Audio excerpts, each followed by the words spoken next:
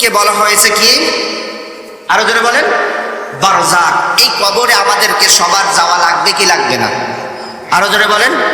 এই কবরে যাওয়ার জন্য আমি মাঝে মাঝে বলে থাকি, জান্নাতে যাওয়ার জন্য কবর হলো ইমিগ্রেশন। কবর কি? হ্যাঁ, আমি মাহফিল করার জন্য অনেকবার দেশের বাইরে গিয়েছি। এই দেশের বাইরে এখানে কি কেউ আছেন বিদেশে গিয়েছেন? হাত উঁচু করেন। বিদেশে যাওয়ার জন্য কয়েকটা জিনিস দরকার হয়। 1 নাম্বার হলো পাসপোর্ট, কথা বলেন। 2 নাম্বার হলো যে দেশে যাবেন সেই দেশের ভিসা। আর 3 নাম্বার হলো আমার ভাইয়েরা, আপনি যে ট্রেনে যে প্লেনে যাবেন ওই প্লেনের টিকিট আপনার সংগ্রহ করা লাগবে, কথা বলেন ঠিক কিনা? এখন আপনার এই টিকিটও থাকলো, আপনার যে ভিসা পাসপোর্ট সব আছে, এরপরেও আপনি কিন্তু যেতে পারবেন না। সর্বপ্রথম যেতে হবে আপনার ইমিগ্রেশন অফিসে, ইমিগ্রেশন অফিসারের কাছে, কথা বলেন ঠিক কিনা? আপনি ইমিগ্রেশন অফিসারের কাছে যখন যাবেন, যাওয়ার পর আপনার ওই পাসপোর্টটা ইমিগ্রেশন অফিসার দেখবে, কথা বলেন। দেখার পর আপনার পাসপোর্ট যদি ঠিক থাকে, ভিসা যদি ঠিক থাকে, যদি আপনার প্লেনের টিকিট ঠিক থাকে, বলবে ওয়েলকাম, তুমি আমাকে যাওয়ার জন্য অনুমতি দেওয়া হবে। কিন্তু তারপর আগে আপনার কাছে কিছু প্রশ্ন করবে, কথা বলেন। কি কারণে যাচ্ছেন, কি উদ্দেশ্যে যাচ্ছেন, আপনার কাছে প্রশ্ন করবে, কথা বলেন ঠিক কিনা? আপনি যদি সঠিক উত্তর দিতে পারেন, অবশ্যই অবশ্যই আপনাকে ওই যাওয়ার জন্য অনুমতি দিবে। আর যদি আপনার পাসপোর্টের সমস্যা থাকে, ভিসায় সমস্যা থাকে, বলবে মিয়া আপনাকে যাওয়ার অনুমতি দেওয়া হবে না, এখান থেকে তুমি বের হয়ে চলে যাও, কথা বলেন ঠিক কিনা? এজন্য আমার ভাইরা, আমি মাঝে মাঝে বলি, কবর হলো জান্নাতে যাওয়ার জন্য একটা ইমিগ্রেশন অফিস, ইমিগ্রেশন জায়গা। আমার ভাইরা, উদাহরণস্বরূপ আমি আরো বলতেছি আমার ভাইরা, এখন মনে করেন এই কবরে যাওয়ার পর আমরা মারা গেলাম, মারা যাওয়ার পর যদি নেককার ইমানদার মুমিন মুত্তাকি হতে পারি, মুমিন হয়ে যদি কবরে যাই, কবরে যাওয়ার পর আমাদেরকে আল্লাহ তাআলা 10টা পুরস্কার দিবেন। কয়টা? আরো জোরে, জোর হলো না, আরো জোরে, জোরসে বলেন, একটু হাত তুলে বলেন তো, কয়টা পুরস্কার দিবেন? আরো জোরে বলেন। আমরা কি ইমানদার মুমিন মুত্তাকি হয়ে কবরের এই 10টা পুরস্কার পেতে চান? যারা যারা ডান হাতটা উঁচু করেন তো, তারা সবাই যাবেন, 10টা পুরস্কার নেবেন, রাজি আছেন তো? এবার শোনেন আমার ভাইয়েরা, কবর ইমানদার মুমিন ব্যক্তির জন্য এমন একটি জান্নাতের জায়গা, যখন কোন ইমানদার মুমিন ব্যক্তি মারা যায়, তার সঙ্গী সাথী আত্মীয় স্বজন সন্তানরা যখন কবরের মধ্যে রেখে আসে, রেখে আসার সঙ্গে সঙ্গে আমার ভাইয়েরা, ওই কবরের মধ্যে তার আইডেন্টি চেক করার জন্য, তার পাসপোর্ট ভিসা চেক করার জন্য, তার আইডেন্টি চেক করার জন্য 2 জন ইমিগ্রেশন অফিসার হিসাবে 2 জন ফেরেশতা ওই কবরের মধ্যে চলে যাবে। কবরের মধ্যে গিয়ে তার কাছে বিভিন্ন প্রশ্ন শুরু করবে। রব কি তোমার, দিন কি তোমার, রাসূল তোমার কে? ফেরেশতা আসিয়া যখন জিজ্ঞাসা করিবেন, ফেরেশতা আসিয়া যখন জিজ্ঞাসা করিবেন, প্রস্তুতি নাও সেই জবাবের লাগি। নামাজ পড়ো, কোরআন পড়ো, জীবন গড়ো ইসলামের পর থাকি, সেটাই তোমার রাসূল বিনে, সেটাই তোমার রাসূল বিনে বন্ধু না মিলিবে। রব কি তোমার, দিন কি তোমার, রাসূল তোমার কে? ফেরেশতা আসিয়া যখন জিজ্ঞাসা করিবে। আমার ভাইরা, ইমিগ্রেশন অফিসার হিসেবে 2 জন ফেরেশতা এসে আমার ভাইরা ওই ইমানদার মুমিন ব্যক্তির কাছে প্রশ্ন শুরু করবেন, মান রব্বুক, তোমার রবকে? আমার ভাইরা ব্যক্তি জীবন পেয়ে দুনিয়াতে তো রবের দেখানো পথে চলেছে, দ্বীন ইসলামের পথে চলেছে, সঙ্গে সঙ্গে সে বলবে রব্বি আল্লাহ,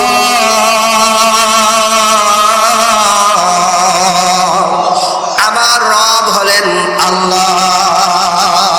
বলি না সুবহানাল্লাহ। আমার ভাইরা এরপর আরেক কঠিন প্রশ্ন করবেন, আমা দিন, তোমার দিন কি? আমার ভাইরা ইমানদার মুমিন মুত্তাকি ব্যক্তি জীবন পাওয়ার পর দুনিয়াতে দ্বীনের পথে চলেছে, দ্বীন কায়েমের আন্দোলন করেছে, রক্ত ঝরিয়েছে, সে সঙ্গে সঙ্গে বলবে দ্বীনুল ইসলাম, আমার দ্বীন হলো ইসলাম। এরপরে আরো কঠিন প্রশ্ন করবে, আমার নবী, তোমার নবীকে? আর এক বর্ণনায় পাওয়া যায় নবীজির সাত মাথা ছবিটা সামনে ধরে বলা হবে মা হাজার রাসূল আল্লাযী বুইসা ফিকুম, এই লোকটাকে কি চেনো নাকি? এই লোকটাকে কি চেনো নাকি? আমার ভাইরা ওই ইমানদার ওই মুমিন ব্যক্তি সারা জীবন তো নবীজির সুন্নাত মেনে চলেছে, সারা জীবন তো নবীর দেখানো পথে চলেছে, সঙ্গে সঙ্গে সে বলবে নবী ও মুহাম্মদ, কেন চিনবো না, কেন চিনবো না? ইনি তো হলেন আমার ভালোবাসা, ইনি তো হলেন আমার প্রেম, ইনি তো হলেন আমার রাহমাতাল লিল আলামিন নবী মুহাম্মদুর রাসূলুল্লাহ।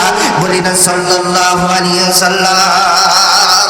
আমার ভাইরা এত কঠিন কঠিন প্রশ্নের উত্তর যখন দিবেন, আসমান থেকে একজন ঘোষক আওয়াজ মারবেন, আনকদ সাদাকা আব্দি, আমার এই ইমানদার মুমিন ব্যক্তি সত্য কথা বলতেছে, সত্য কথা বলতেছে। আমার ভাইরা একটু আগেই আমি বলেছি কবরে ইমানদার মুমিন ব্যক্তির জন্য কয়টি পুরস্কার দেওয়া হবে? আরো জোরে, আরো জোরে। 10টা পুরস্কার দেওয়া হবে। এক নাম্বার ইমানদার মুমিন ব্যক্তির জন্য পুরস্কার হলো কবরে যাওয়ার সঙ্গে সঙ্গে ওই ইমিগ্রেশন অফিসার 2 জন ফেরেশতা এসে যখন কঠিন কঠিন প্রশ্ন করবে, এই কঠিন কঠিন প্রশ্নের উত্তরগুলো হাসি মুখে নির্ভয়ে দিয়ে দিবে।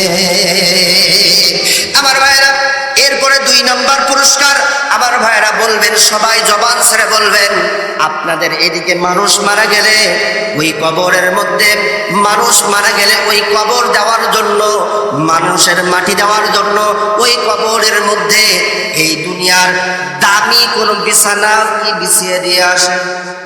আরো জোরে বলেন। দামি কোন টাইলস দিয়ে আসেন? দামি কোন টাইলস দিয়ে আসে না, ওই কবরটা হলো মাটির বিছানা। কথা বলেন ঠিক কিনা? ওই মাটির বিছানায় আর নেককার ইমানদার মুমিন ব্যক্তিকে যখন রেখে আসা হবে, সঙ্গে সঙ্গে আল্লাহ তাআলা ফেরেশতাদেরকে ডাক দিয়ে বলবেন, ফেরেশতাদেরকে ডাক দিয়ে বলবেন ওয়াফতাহু ফাফরিশুহু মিনাল জান্নাত।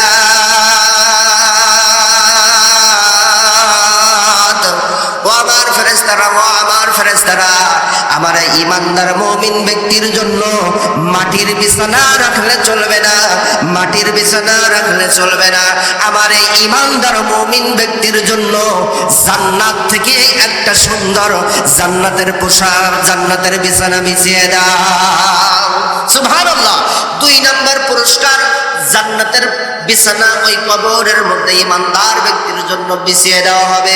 3 নাম্বার হলো, আমার ভাইরা সবাই জবান ছেড়ে বলবেন, যখন কোনো মানুষ মারা যায় শেষ গোসল দেওয়ার পর একটা ফিরফিরে সাদা কাপড় পরিয়ে দেওয়া হয়, ওই কাপড়টার নাম কি? আরো জোরে বলেন। কাফনের কাপড় পরিয়ে যখন তার সঙ্গী সাথীরা যখন ওই কবরের মধ্যে রেখে আসবে, আমার ভাইরা সঙ্গে সঙ্গে আল্লাহ তাআলা ফেরেশতাদেরকে ডাক দিয়ে বলবেন, ও আমার ফেরেশতারা, ও আমার ফেরেশতারা, আমার এই ইমানদার মুমিন মুত্তাকি ব্যক্তির জন্য ওই সাদা কাফনের কাপড় রাখলে চলবে না, সাদা কাফনের কাপড় রাখলে চলবে না। ওর শরীর থেকে সাদা কাফনের কাপড়টা খুলে নিয়ে ওয়ালবিসুহু মিনাল জান্নাত, জান্নাতের সুন্দর একটা বেহতার পোশাক গায়ে পরিয়ে দাও। আরো জোরে বলেন না সুবহানাল্লাহ। তাহলে 3 নাম্বার পুরস্কার হলো ইমানদার মুমিন ব্যক্তির জন্য কবরে সুন্দর একটা পোশাক পরিয়ে দেবেন, জান্নাতের পোশাক যিনি পরিয়ে দিবেন, গলার আওয়াজটা বড় করে বলেন তো তিনি কে? আরো জোরে। তাহলে 3 নাম্বার গেল। 4 নাম্বার হলো, আমার ভাইরা, আল্লাহ তাআলা ফেরেশতা ফেরেশতাদেরকে ডাক দিয়ে বলবেন ওয়াইফতাহু লাহু বাবান ইলাল জান্নাত, ও আমার ফেরেশতারা জান্নাতের একটা দরজা খুলে দাও, জান্নাতের একটা দরজা খুলে দাও, যাতে করে জান্নাতের নাজ নিয়ামত, সুন্দর জান্নাতের আবহাওয়া, সুন্দর সুগন্ধি যেন এই কবরের মধ্যে শুয়ে শুয়ে ওই ব্যক্তি, ইমানদার মুমিন ব্যক্তি, সেটা ভোগ করতে পারে। সুবহানাল্লাহ। 4 নাম্বার, জান্নাতের একটা দরজা খুলে দেওয়া হবে, বলি না সুবহানাল্লাহ। আমার ভাইরা 5 নাম্বার হলো, আমার ভাইরা সবাই জবান ছেড়ে বলবেন, আমি যদি মারা যাই, কবরে আপনাকে আমাকে যে রেখে আসবে, ওই কবরটা কয় হাত? আরো জোরে বলেন। যে মারা যাবে তার হাতের 3.5 হাত। আমার ভাইরা, যখন করে ইমানদার মুমিন মুত্তাকি ব্যক্তিকে কবরের মধ্যে রেখে আসা হয়, রেখে আসার সঙ্গে সঙ্গে ফেরেশতাদেরকে আল্লাহ তাআলা ডাক দিয়ে বলবেন, ও আমার ফেরেশতারা, আমার এই ইমানদার মুমিন মুত্তাকি ব্যক্তির জন্য তার সন্তানেরা, তার আত্মীয় স্বজনেরা কতটুকু জায়গা কবরের মধ্যে রেখে গিয়েছে? ফেরেশতারা বলবে 3.5 হাত। কয় হাত? আরো জোর হলো না? 3.5 হাত। সঙ্গে সঙ্গে বলবেন আল্লাহ তাআলা, ও আমার ফেরেশতারা, আমার এই ব্যক্তির জন্য 3.5 হাত কবর রাখলে চলবে না, 3.5 হাত কবর রাখলে চলবে না। এই ব্যক্তির জন্য, আমার এই ব্যক্তির জন্য ওয়ায়ুফতাহু লাহু ফিহা মাদ্দা বাসারি, আমার এই ব্যক্তির জন্য, নেককার ব্যক্তির চোখের, 2 চোখের জ্যোতি যতদূর পর্যন্ত যাবে, ততদূর পর্যন্ত তার কবরটাকে প্রশস্ত করে দাও, বড় করে দাও। আরো জোরে বলেন না সুবহানাল্লাহ। 5 নাম্বার, কবরটাকে বড় করে দেওয়া হবে। আমার ভাইরা, এরপর হলো 6 নাম্বার। আমার ভাইরা, আল্লাহ তাআলা ফেরেশতাদেরকে ডাক দিয়ে বলবেন, ফায়াতি বিহি মিন রাহিয়া ওয়াতি বিহা, ফেরেশতাদেরকে ডাক দিয়ে বলবেন, ও আমার ফেরেশতারা, জান্নাতের বিশাল বড় একটা দরজা খুলে দাও, যাতে করে জান্নাতের নাজ নিয়ামতগুলো আমার এই ইমানদার মুমিন মুত্তাকি ব্যক্তি কবরের মধ্যে শুয়ে শুয়ে সে যেন সেটা দেখতে পায়। আরো জোরে বলেন না সুবহানাল্লাহ। আমার ভাইরা, এরপরে 7 নাম্বার, খুব মনোযোগ দিয়ে শুনবেন আমার ভাইরা, যখন কবরের মধ্যে কঠিন প্রশ্নের উত্তর দিয়ে দিবেন নেককার ইমানদার ব্যক্তিরা, এরপর কবরের মধ্যে জান্নাতের বিছানা যখন বিছিয়ে দেওয়া হবে, জান্নাতের পোশাক যখন পরিয়ে দেওয়া হবে, আমার ভাইরা, কবরটাকে যখন প্রশস্ত করে দেওয়া হবে, ঠিক এরপর ওই কবরের মধ্যে সুন্দর চেহারাবান, সুন্দর একজন মানুষ, সুন্দর পোশাক পরে সুগন্ধিওয়ালা ব্যক্তি ওই কবরের মধ্যে হাজির হবে। হাজির হওয়ার সঙ্গে সঙ্গে ওই ইমানদার মুমিন মুত্তাকি ব্যক্তি বলবে, ও আল্লাহর বান্দা, তোমাকে তো আমি চিনলাম না, তোমার পরিচয়টা কি? তোমার চেহারাটা এত সুন্দর কেন? তোমার শরীরের মধ্যে এত সুন্দর সুন্দর কাপড় কি জন্য? তোমার শরীর থেকে এত সুন্দর সুন্দর সুগন্ধি কি কারণে বের হচ্ছে? একটু বর্ণনা দাও। সঙ্গে সঙ্গে ওই সুন্দর ব্যক্তি বলবে, ও আল্লাহর নেককার বান্দা, তুমি কি আমাকে চিনতে পারছো না? আমি তো তোমার দুনিয়াতে থাকতে, তুমি যে 5 ওয়াক্ত নামাজ পড়েছিলে, যখনই মুয়াজ্জিন মধুর কণ্ঠে মসজিদ থেকে ডাক মারতো, হাইয়া আলাস সালাহ, এসো নামাজের জন্য এসো, হাইয়া আলাল ফালাহ, এসো কল্যাণের জন্য এসো, দুনিয়ার সমস্ত কাজ ফেলে যে তুমি যে নামাজে দৌড়াতে মসজিদে যেতে, ওই 5 ওয়াক্ত নামাজ আজ তোমার সামনে আমি সুন্দর মানুষ হয়ে এসেছি। আমার ভাইরা, ওই ব্যক্তি আবার বলবে, তুমি যে প্রচন্ড শীতের সময় সবাই যখন শীতে থরথর করে কাঁপত, তুমি রাতের বেলায় ওই প্রচন্ড ঠান্ডা পানি দিয়ে শীতের সময় উঠে আল্লাহ তাআলার দরবারে দাঁড়িয়ে যেতে, রাতের বেলায় তাহাজ্জুদের নামাজ পড়তে, সেই তাহাজ্জুদের নামাজ হলাম আমি। আমার ভাইরা, এরপরে বলবে, তুমি যে রমজানুল মুবারক মাসে না খেয়ে কাটাতে, সেই রমজানুল মুবারকের রোজা হলাম আমি, তোমার সামনে দাঁড়িয়ে রয়েছে। তুমি যে দুনিয়াতে দান সাদাকা করতে, দুনিয়াতে ইকামতের দিনের কাজ করতে, সেই ভালো ভালো আমল যেগুলো করেছো, সেই ভালো ভালো আমলগুলো সুন্দর মানুষ রূপে আমি তোমার সামনে হাজির হয়ে গিয়েছি।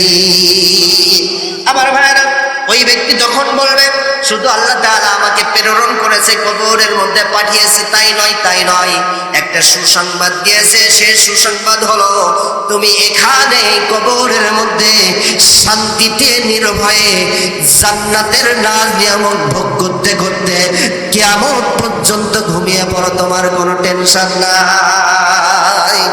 আরো জোরে বলেন না সুবহানাল্লাহ। আমার ভাইরা, এরপর 8 নম্বর ফেরেশতারা তাকে ডাক দিয়ে বলবেন, নেককার ইমানদার ব্যক্তিকে ডাক দিয়ে বলবেন, নাম কানুমাতুল আশ, ও আল্লাহ তাআলার নেককার বান্দা বান্দি, তুমি এখানে বাসর ঘরে নতুন বউ যখন বিবাহ করে, আমার ভাইরা ওই বিবাহ করার পর নতুন বর যখন নতুন বউকে বাসর ঘরে আনন্দ উৎফুল্লের সাথে ওই রাতটা কাটায়, তুমি এই কবরের মধ্যে আনন্দের সাথে কিয়ামত পর্যন্ত রাত কাটিয়ে দাও। আরো জোরে বলেন না সুবহানাল্লাহ। এরপরে 9 নম্বর, আমার ভাইরা, এরপরে 9 নম্বর হলো আল্লাহ তাআলা ওই কবরটাকে, অন্ধকার কবরটাকে আমার ভাইরা আলোকিত করে দিবেন, জান্নাতের আলোয় আলোকিত করে দিবেন। এরপর 10 নম্বর হলো আল্লাহ তাআলা নেককার ইমানদার ব্যক্তিদেরকে ঘুমের ঘরে স্বপ্নে দেখাবেন, হাযা মাকউদু হাত্তা ইয়াবাসাকাল্লাহু ইয়াওমাল কিয়ামাত। আরো যারা বলেন না আল্লাহু আকবার। ঘুমের মধ্যে জান্নাতের নাজ নিয়ামতগুলো দেখানো হবে, নাজ নিয়ামতগুলো দেখানো হবে।